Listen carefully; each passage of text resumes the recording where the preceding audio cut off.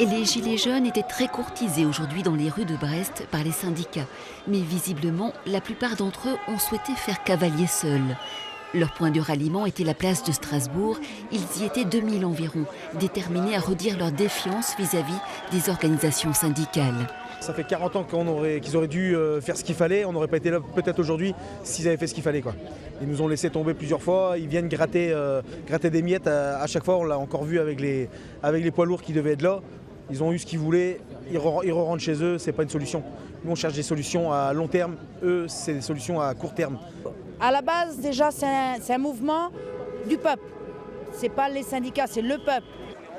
Depuis le début du conflit, les Gilets jaunes remettent en question la légitimité des syndicats.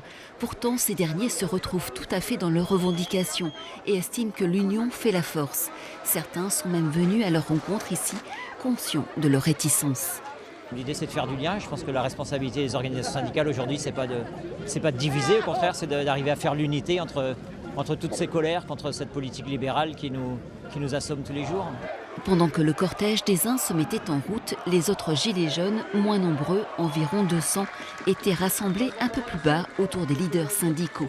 Pour la CGT, FO et Solidaire, il est important d'étendre désormais le mouvement à l'intérieur des entreprises.